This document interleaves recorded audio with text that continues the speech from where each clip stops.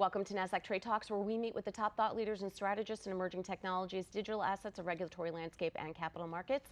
I'm your host, Jill Malandrino, and joining me on the desk at the Nasdaq market site, we have Dr. Merav Ozair, global leading emerging technologies expert, Stephen Goldfeder, co-founder of Offchain Labs, Kinji Steimetz, enterprise research analyst at Messari, and Gregg Bell, chief business officer of Hedera Foundation. We're here to discuss how stablecoins, tokenization, and innovative payment solutions are fundamentally evolving the roles played by both traditional and decentralized finance. It is great to have all of you with us.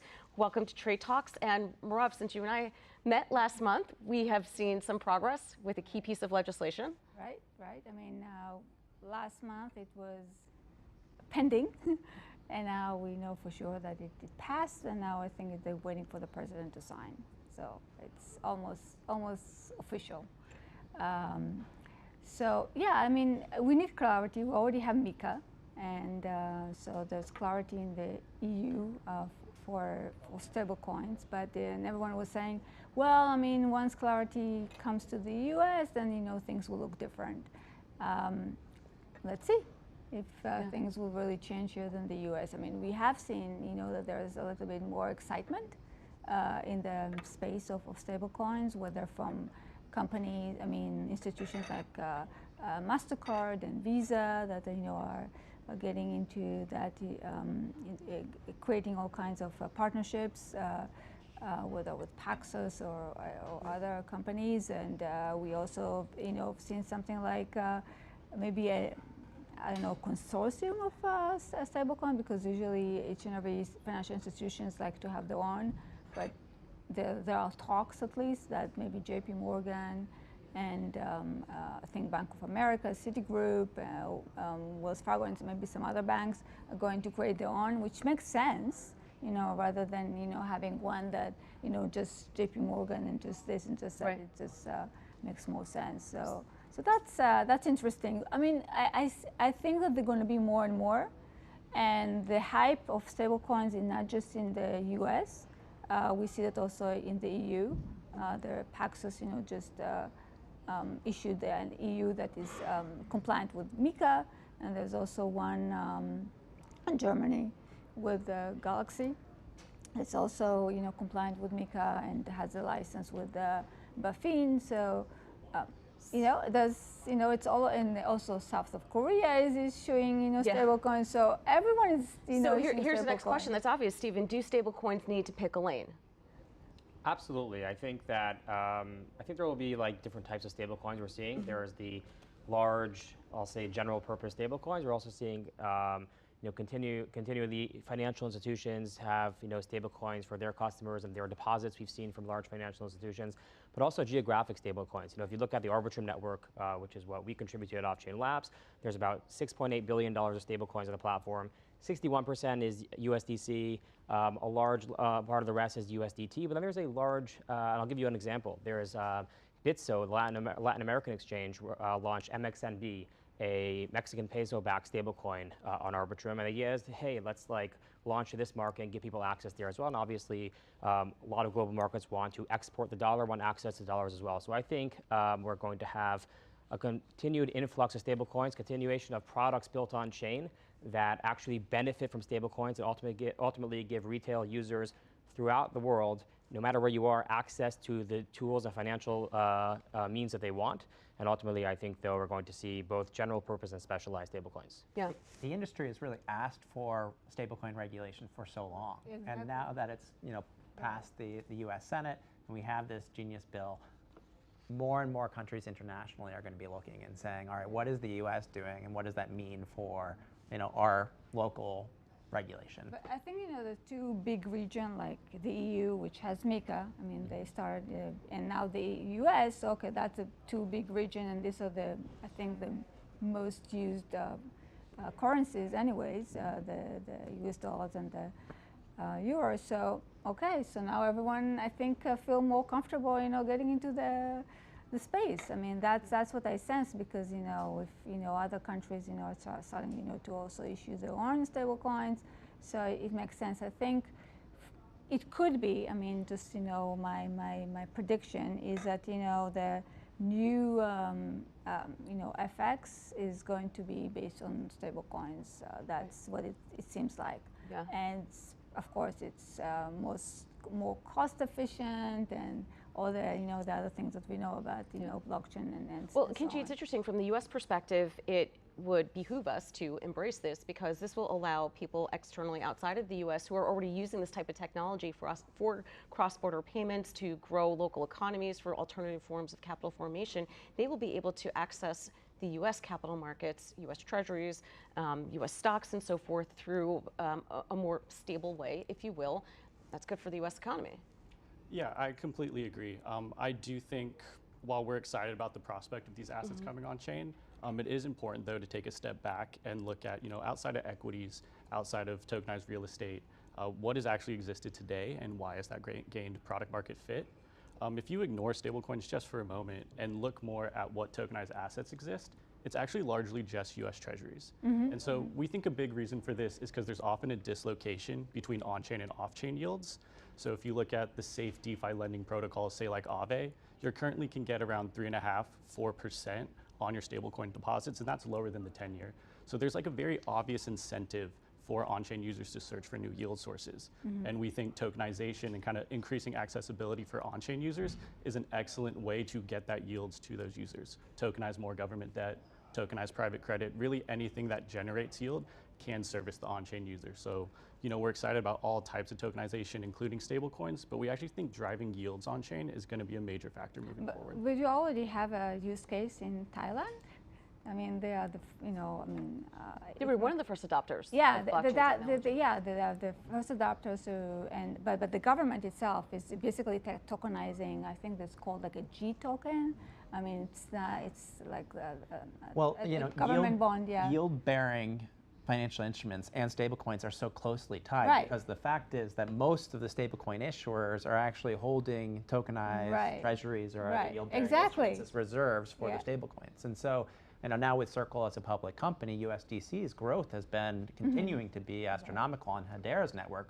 Just this last half of the year, we've seen 12,000% or 1,200%, excuse me, growth in the issuance of USDC. We've seen 420% growth in the volume. So as a stablecoin, USDC continues to be, and dollar-denominated stablecoins continues to be the most prevalent stablecoin. But you look at the remittance corridors, like the Mexican peso or the Filipino peso. There's PHPX on Hedera. And that's issued by a bank consortium. So you see sort of the banks coming together and saying, all right, we're going to be able to facilitate the on and off rails for stablecoins, for fiat to stablecoin, and bringing a bank together, which is a model that I would expect to see more prevalent with the Genius Act coming forward. Which is exactly what I just mentioned before, that this consortium of banks in the U.S. are trying to do something similar to that. So I will not be surprised if you see like banks, and banks from different regions are doing something similar. I mean, Stephen, the banks aren't just going to walk away when it comes to payments and so forth. Yeah. Absolutely not, of course. That's actually one of the things we're seeing with some of the regulation that's passing. Some of the more established institutional players that have been sitting on the sidelines are now going in deeply, and often like with alacrity, and they don't want to be left behind. Everyone wants to be, no one wants to be first, but everyone wants to be second. So when you look at like the different asset classes are on chain, there were some that actually jumped in the water previously. If you look at Arbitrum, BlackRock was one of the big issuers that came on chain first, together with Franklin Templeton, Wisdom Tree, UBS recently, and that to your point is very much in the tokenized money markets, and that's where things began. But I don't think that's where things end. If we just recently last week, Robinhood did a big announcement that they're bringing their tokenized equities onto Arbitrum, and not as some side product, but actually they expanded to the EU, and the entire product is built on blockchain rails on the blockchain platform. So I think tokenized money market fund was a natural place to start, but we're seeing a convergence between these few things. People like to say, even like DeFi, RWAs, stable coins as like different sectors. Now, these are all the same thing. It's not DeFi and traditional finance. It's this one thing. It's called finance, and it's all coming on chain. And there's a convergence between the off chain and the on chain as all these different products come on chain. And we're literally seeing climbing that risk curve from the most traditional conservative assets like the tokenized treasuries now getting into the equities. And I think we'll continue to see that evolution where all these are brought onto the blockchain. Well, it's very much a game of scale. I mean, Brian Armstrong was mentioning the 30 trillion of stablecoin volume that exists today, right? But what's going to get us to the 300 trillion that is required really to take the FX markets and other currencies. And so I think that's really where the scalability of technology, and we of course believe that Hedera has that proven scalability, but that's what we need to be able to grow.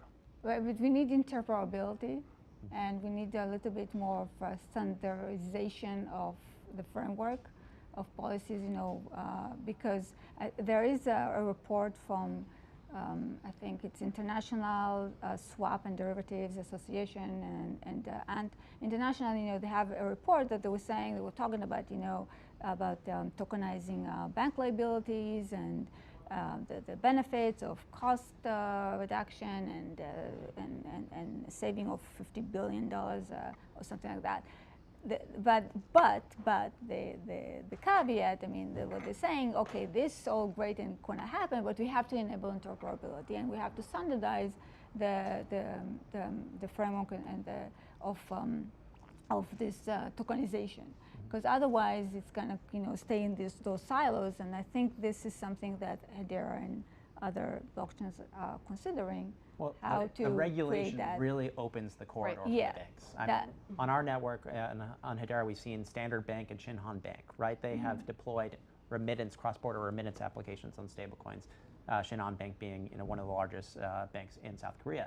And so it's some of these remittance use cases that have evidence, to your point, the cost savings and the speed and power of a global network that doesn't have the limitations of geographic borders. And Kinji, I think interoperability has been a priority. It's not a new concept within the space, and products and volume and liquidity are going to beget product volume and liquidity. It feels as if we're looking at the global capital markets evolving in real time, and if key assets go on chain, that's where your liquidity sources are going to be. Right. Yeah, so as demand for these tokenized assets continues to grow, we also expect there to be somewhat parallel growing demand in new high-performance trading infrastructure. So we think over the long term, a general purpose chain like Ethereum could win a lot of that volume, but we're a little skeptical about that in the near term. The reason being is your very slow Ethereum is not very friendly to a market maker, which means it's not that friendly to liquidity yet, which is kind of the lifeblood for the market. So, and the reason for that is market makers need very strong guarantees about being able to cancel orders. You don't want to be paying gas on every single limit order you're placing and canceling. That eats into your profit margin. So we're expecting a rise of more application-specific chains, maybe coming in the form of L2s or just a brand new layer 1 blockchain that's specifically designed to facilitate that market-making activity and also get that high-performance trading infrastructure. Now, even if we do get that in place, and we think we are going to get that in place, you still need to make certain considerations about trading tokenized assets. Are you going to allow 24/7 trading from day one? How are you going to handle markets gapping up or down during traditional market hours? So we need to answer those questions and get some good infrastructure in place before we can trade these in a meaningful way in a decentralized manner. Yeah, so infrastructure is key, but it also has to be, again, standardization, of this framework, because it cannot, let's put it this way, as a user, I don't want to think about, how does this operate and that operate? It has to be seamless. But I think there's a point that Stephen was making before, where those lines are starting to get blurred. They're converging, and actually, they're kind of different two consumers you might think about. There are those that are accessing the blockchain first from blockchain infrastructure to say, hey, I'm on the blockchain and I want access to equities.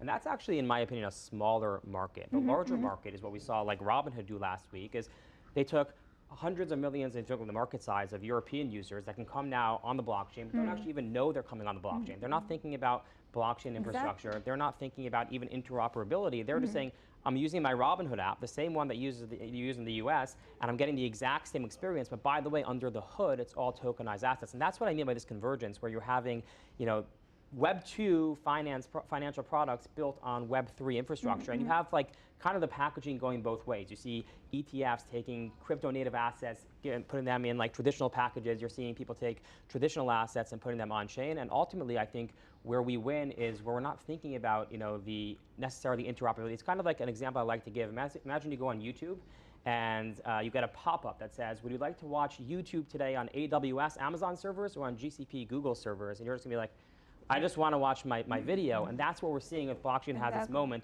you don't need to think about all these underlying different Right. technical features anymore. We need to abstract those for the users, and that's how we're going to get to the next billion users Yeah, on chain. that's a seamless, experience that I just mentioned. That as a user, I don't want to think even that what's behind the scene. It's like every app that I use on my phone, I'm not thinking what exactly is happening behind the scene. This is how it's supposed to be also with any Sometimes other you just want to get in the car Exactly. and have the car go fast. Exactly. Right? And so to your point, we talk a lot about Hedera under the hood, right? To the extent that you can abstract that layer away, but it's still going to be securities, and we've seen this from the the SEC that tokenized securities still have to adhere to securities law. And so we put in a lot of thought within the Hedera ecosystem around ensuring that regulatory and OFAC compliance exists, that there is KYC and AML compliance embedded within the token standards, that you don't have the front-running risk that exists within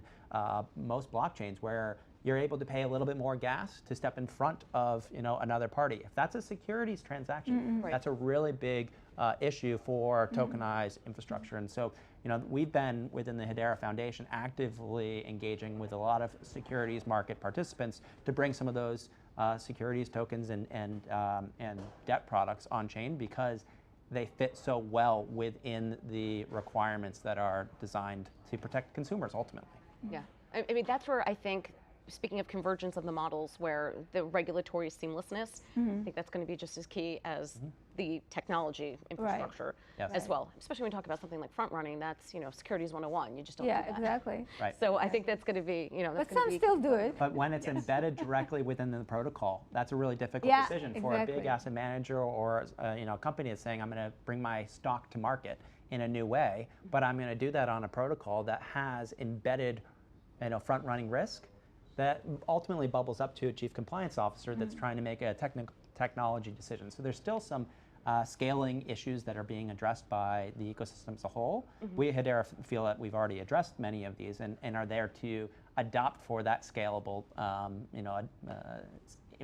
day when all tokenized securities, the way Larry Fink talks about it, everything's coming, and so we need to be there. I think that you mentioned a point that is very important.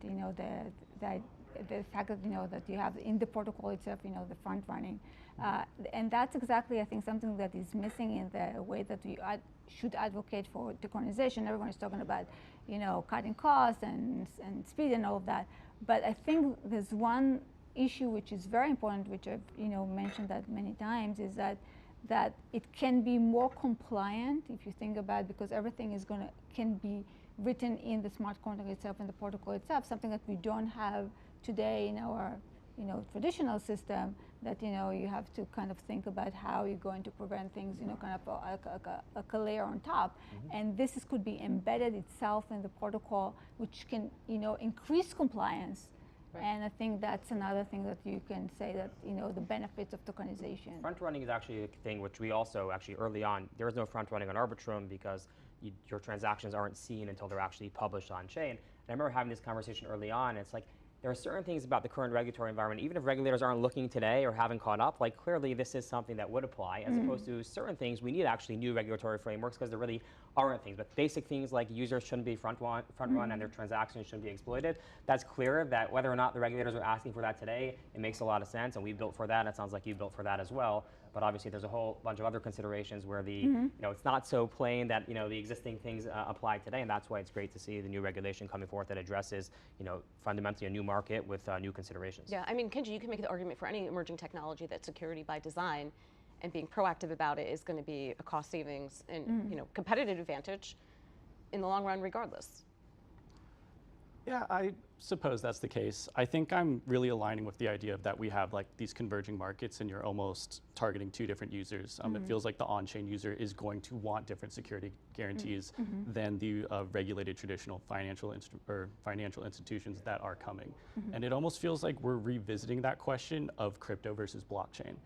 So there are these very crypto native users who want those pure decentralization guarantees, and is there a larger market maybe out there that is willing to make some small sacrifices there in order to get some of the things we're talking about here? Yeah, but that's arbitrary though.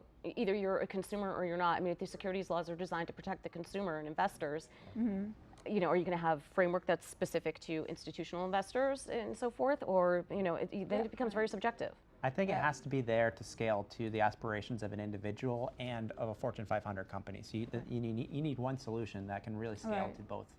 You know, from our perspective, you know, we have conversations with large institutions, and regulatory compliance comes up almost always first. And so OFAC, right?